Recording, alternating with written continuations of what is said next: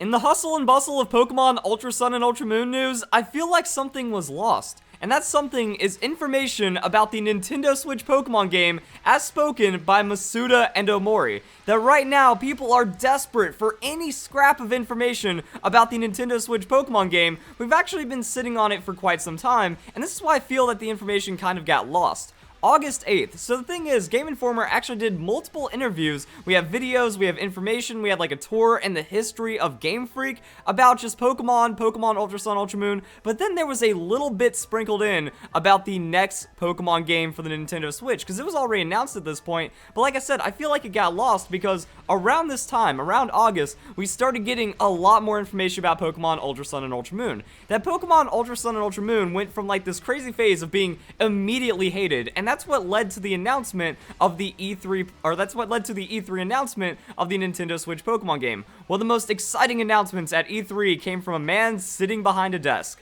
The Pokemon Company's Ishihara announced that the Pokemon developer Game Freak is creating a core RPG title on the Nintendo Switch. Now, there's a lot of speculation as to if this was planned, that like now that we're getting so long without any Pokemon news, it is April. We are in mid to late April, and we still have nothing. It's like, was this the announcement? Like, this is their E3 big plan, and then for E3 2018, they're going to save any other information about the Nintendo Switch and then reveal it then? Then people saw Pokemon Ultra Sun and Ultra Moon and immediately jumped into the hate, but then that hate started to turn around in late summer because we were actually getting information about the games. Like, the cool features were really cool. We were also getting new Pokemon, which is something that has never happened before in an enhanced version of the game. So collect BP and our new moves. I mean, Mantine Surf was looking awesome. We have totem stickers. We also had Team Rainbow Rocket. There were a lot of nice add-ons that were making this game look really promising. Now, unfortunately, the game didn't really come through, and it did fizzle out, I feel, before the end of the year. That before 2017 was over, people were already done with Pokemon Ultra Sun and Ultra Moon, and that puts us in the state that we're in right now. That there is nothing going on when it comes to Pokemon information, and by now we normally have a game announcement or we already have a strong game. Like, even though Omega Ruby and Alpha Sapphire and Pokemon Ultra Sun, Ultra Moon, they were announced, May, June, in that kind of early summer period, we were already playing the games. X and Y had a pretty good lifespan. Pokemon Sun and Moon had a shorter lifespan, but at least we were knowing what to look forward to. We knew there was an enhanced version coming, but then that announcement at E3 kind of threw everything off, and this is why I feel that the information was lost. It was only 2 months after. Are we really going to be worrying about the Nintendo Switch game right now? We like, a lot of people got their hopes up and then smashed when it came to Pokemon Stars, so people were just a little like, I don't care about the Nintendo Switch just yet. And then when you think about it, this was before Mario Odyssey came out, so the Nintendo Switch wasn't nearly as strong as it is now. Like, now people are just like, okay, Switch has proven itself with an amazing game library and also just showing to be an incredible console and one of the best that Nintendo has ever made. About that time, we only had Breath of the Wild and then people that bought the Switch for Breath of the Wild and ended up picking up like Splatoon, maybe ARMS and stuff like that. So it really wasn't the most incredibly strong console, and even then, people could stay out of the Nintendo Switch because if you wanted to play Pokken, you still had Pokken. If you wanted to play Breath of the Wild, that still functioned on the Wii U. So we were still at a point where it's like, well, the Nintendo Switch didn't have that much following, it didn't have that much momentum, and then we were also looking forward to the next Pokemon game because now we were finally getting information about Pokemon Ultra Sun and Ultra Moon. But let's see what Game Freak has to say about the Nintendo Switch. They're going to do their best to live up to expectations, and then they actually went back and found forum posts about the game, and then they commented on it, and this is something amazing for me. I just want to know what Game Freak thinks about the Western interpretation of Pokemon. I really want a console-scale Pokemon adventure. This goes back to 2013, that people have been wanting this forever, and Game Freak is finally getting around to it, and that's where we have to, like, kind of put these words into interpretation. So they say, we're making it now. We're making that console-scale Pokemon adventure. It's 4-year-old post, but we're finally living up to those dreams,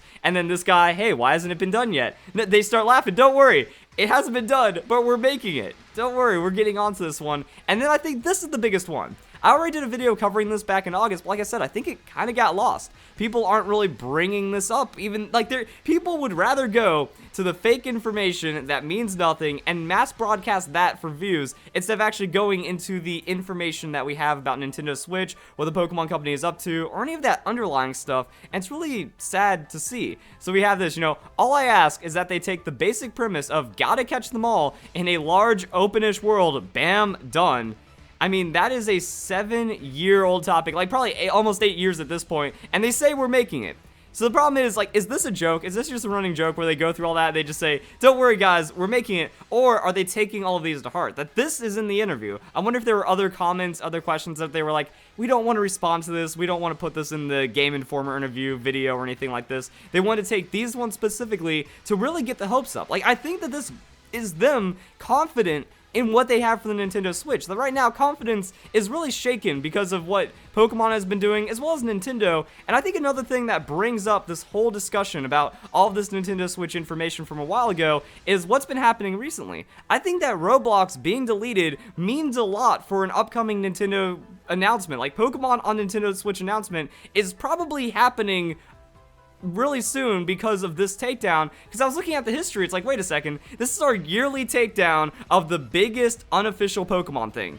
And that's actually been the trend. 2016 in September, so right before Pokemon Sun and Moon, right before the largest Pokemon game release that we have ever seen, we have Pokemon Uranium shut down. Now, in theory, Pokemon Uranium would not have competed with Pokemon Sun and Moon. It's just that Game Freak, they were doing all the, or like Game Freak, Pokemon Company, and Nintendo, they were doing all of these major announcements. We were having 2 or 3 reveal trailers a month about Pokemon Sun and Moon. Hype was at an all-time high, Pokemon Go was taking over the world, and when it comes to September, you know, I think Pokemon Uranium was actually released in like August, or I don't know, like the takedown and the timing of it is really weird, that this was more a later announcement. But I remember seeing articles saying that like back in August, the download for Pokemon Uranium was shut down and it had 1.5 million downloads. So in just like a day, it got 1/10 of the amount of traction that Pokemon Sun and Moon ended up getting after a year, which means I could easily see 4 or 5 million downloads for Pokemon Uranium eventually, but it ended up getting shut down right before Pokemon Sun and Moon.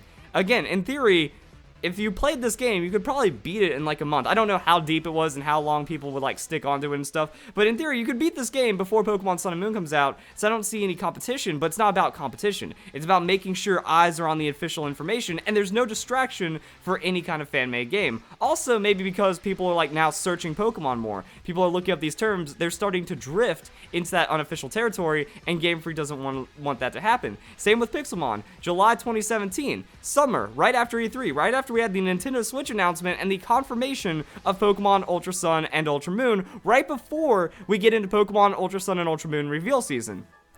Pixelmon shut down. Again, I don't see it as competition, but as a way of just kind of getting eyes off of that and then into it. Now, Brick Bronze, I feel is more competition in a way. A free game that has a lot of replayability because it is an online kind of game. Incredible amounts of traction. 485 million visits, 1 million favorites, 465,000 upvotes. This game, it was absolutely thriving. That's because there's nothing else to play. No Uranium, no Pixelmon. Everyone's just kind of funneling into the next trend of unofficial top Pokemon game. But now this is taken down right before E3. You know, E3 is less than 2 months away, and I want to hope that we're going to get a game announcement like that Pokemon Direct sometime in May. We've seen it for Omega Green Alpha Sapphire, or at least before E3 in some capacity, and this takedown kind of shows that that is a possibility. And then we break it down, you know, there's things that everyone likes about this, and maybe that's a good sign. Maybe these takedowns are a good sign because that means we know that they know.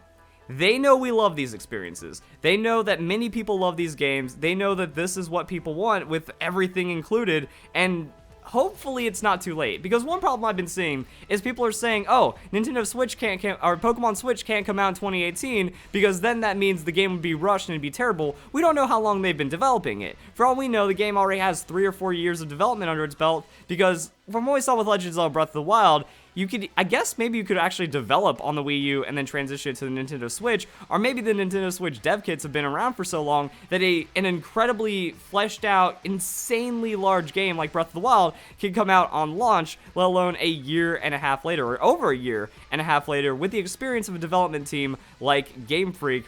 Maybe that was also a reason why Pokemon Sun and Moon underperformed. Like, we know that Pokemon Ultra Sun and Ultra Moon, one of the interviews from the Pokemon Company, stated that, you know, a lot of the newer members of Game Freak were working on Ultra Sun and Ultra Moon because the foundation from Sun and Moon was there. So a lot of the senior developers, the experts, the people that make the Pokemon games were working on Nintendo Switch. Maybe it was like that for Pokemon Sun and Moon, that they had a lot of the core developers on Sun and Moon, but maybe a few of the, like, just veterans were working on Nintendo Switch game in tandem. So that split is maybe why Pokemon Sun and Moon didn't feel like the Pokemon experience we were looking for. And that goes back to one of the themes. My theme for this video is Game Freak needs to make a Pokemon experience, not a Pokemon game. That from one of these other interviews, player freedom versus story in Pokemon, it breaks my heart to like watch this interview in a way, because it seems like Game Freak, they want to make it, they say, we're trying our best. We're doing our best to strike that balance between freedom and story, but it feels like since the 5th generation, a lot of interviews have been confirming this. I've been covering videos on this as well, that Game Freak, they've been putting way too much emphasis in the story. Of course, when you get into a more serious theme in Pokemon, suddenly the whole act of going out and catching Pokemon, it doesn't seem like something you want to do, and I think that's the problem. I want to be able to adventure. I want that freeform console scale adventure. It doesn't necessarily have to be open world, but I don't want my actions to be dragged away from me. I don't want the story to be like, oh yeah, so when a serious event happens, then maybe the next one is a little more whimsical, and that gives you time to breathe, capture Pokemon, and enjoy the game.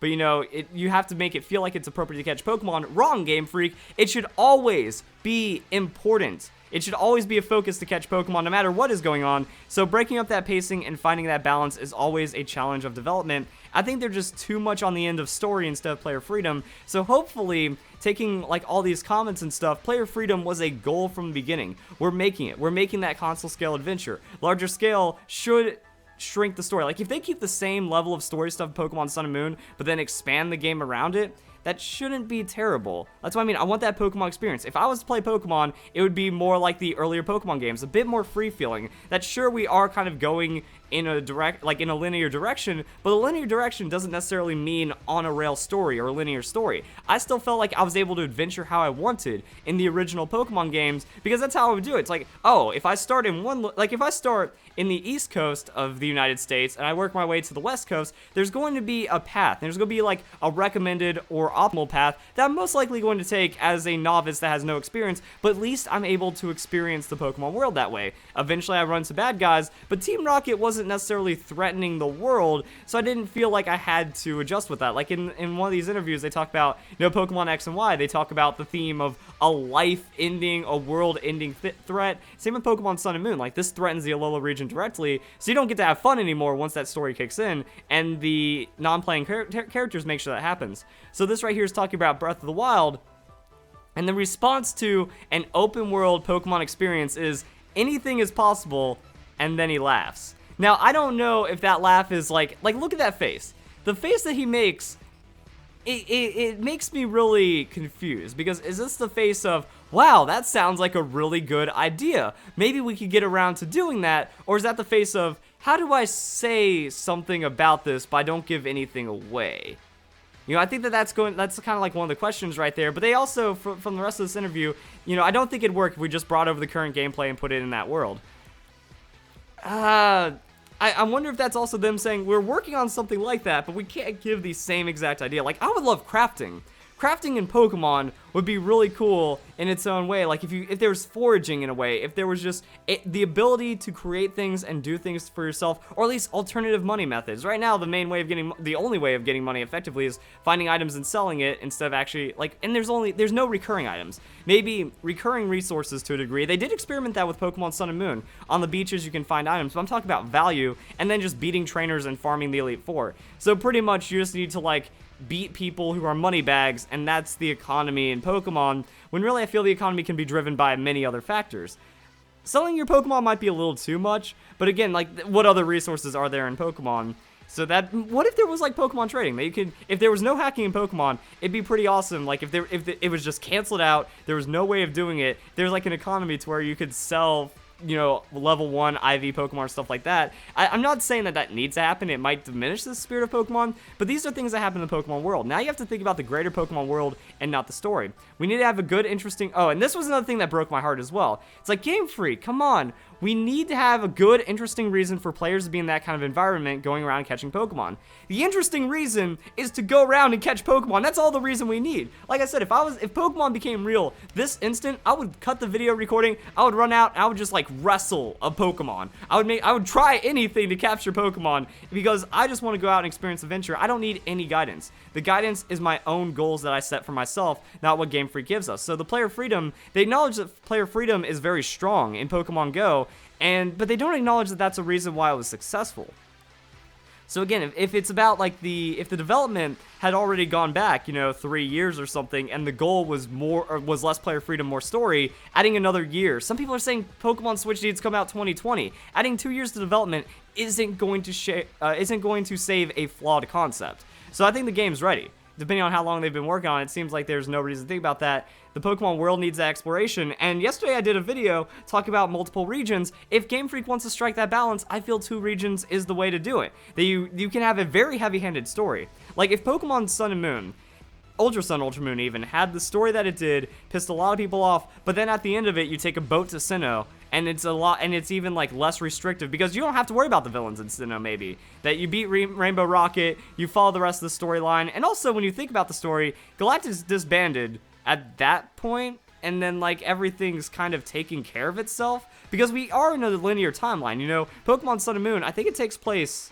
7 years after Sinnoh. I did a timeline recently, but it's at least 5 years. So like a lot of time has passed since those events. That means like there's no unrest. Everything is calmed down over there, so I get to just explore Sinnoh in a more freeform way. Hopefully they can actually take that into mind. It's like, wait a second, if this new Pokemon game with the more open adventure takes place in a region we've already explored, like a new region where you solve the problem, and then a new, larger, more opened up region to explore, like that's what I liked about Sinnoh. Sinnoh felt large. That extra island at the end, it's like, oh, I have more things to explore right now. Going into the underground, there was insane amounts of exploration right there. If they actually maybe added some more islands, Pokemon Omega Green Alpha Sapphire had that. The Hoenn that we knew, the Mirage concept, was expanded. Now imagine if each of those Mirage Islands was like 5 times larger, and maybe visitable much more frequently, or had many more opportunities to be visited. Then that means we now, just increase the size of the game massively, and then it's free. You're free to do whatever you want. Like Omega Ruby Alpha Sapphire had a lot of that post-game freedom that I feel that a lot of people feel was lacking in Ultra Sun and Ultra Moon. So I think that open world concept is possible, even with Game Freak's words. They're working on it. They don't want it to be too free, but maybe if they add that freedom into that extra region, into the other area, into the post game, just let us do whatever we want, and then everything is going to be a lot better. Also, without hacking. I feel hacking is what destroyed the 7th generation. Without hacking, you have to participate in the post game. Omega Ruby and Alpha Sapphire gets stronger. Pokemon Sun and Moon gets stronger because then you have to go and participate in what the game has to offer. That half the game, half the features in the 7th generation, if not more than half the features, are in the post game and focused on competitive. You hack, you kill all that, and then you complain why the game is boring. So I think that open world is possible in a way, and then we have the information backing that up that goes back to August. So a few more months, we should know what's going on with the Pokemon game, but now everyone's just believing garbage. That makes no sense. It has nothing to do with the games, and it's super unfortunate. But I think we're good to go. So guys, enjoy the video. Hope you all have a nice day. Thank you very much for watching.